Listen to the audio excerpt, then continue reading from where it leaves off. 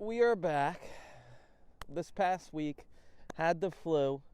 So, with the way that things have been going with the fitness world, but something that we're beginning to notice is a definite issue and some boundaries with body image, as well as how we see ourselves in these exercise activities when we're not able to do the exercise.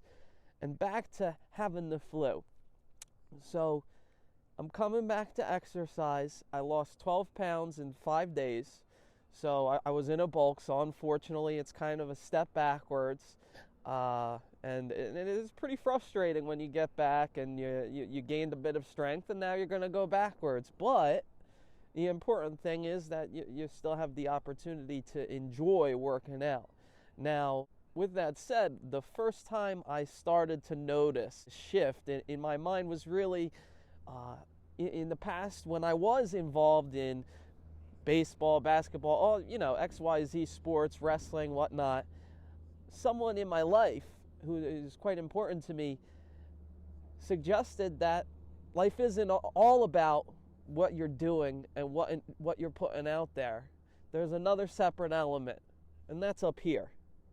That was one of the first moments when I started to notice this within myself, as well as seeing importance in other things. Now, first through fifth grade, kindergarten, whenever I started, it wasn't until that point of, when things became more about where you were, what's that called, in Erickson's theory, I'll look it up later.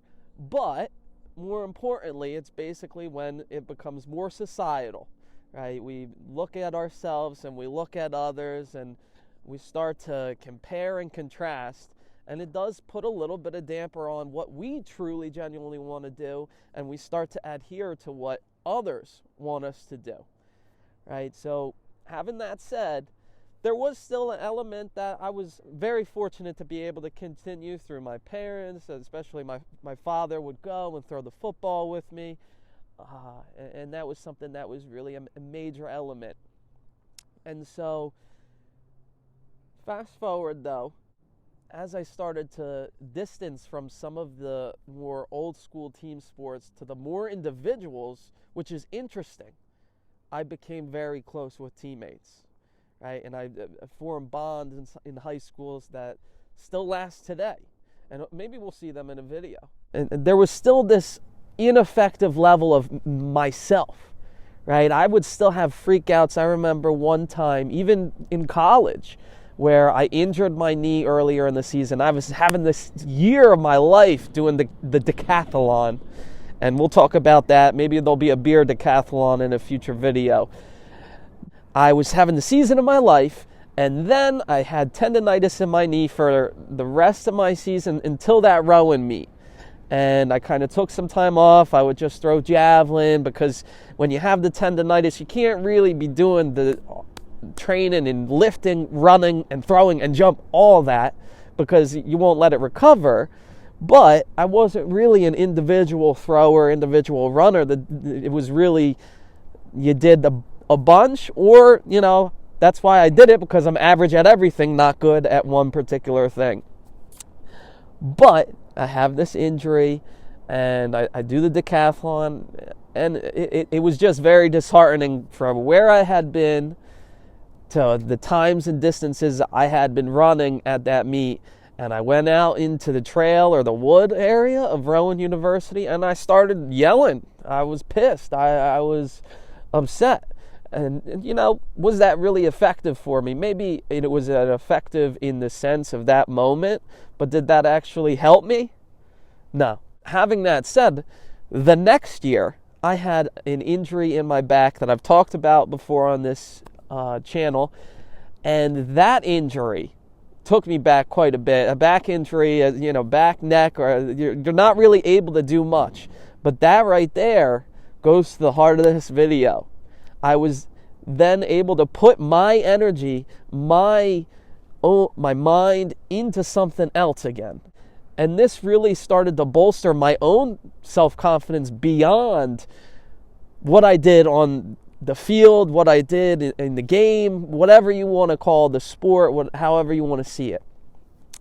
And so I remember it was weird. There was this assignment that I had with one professor where you had to do 70 different things. It was a bunch of busy work. So I knock it all out. And it was actually enjoyable to go and do it. Within that time, I also saw someone in a professional manner. And it was something that really helped me put things into perspective and really to not have this view of myself that I wanted to uphold this fitness, this. And then after that, things really started to be, do what makes you have fun, do what you want to do, and do what's healthy for you too. Finishing up this video,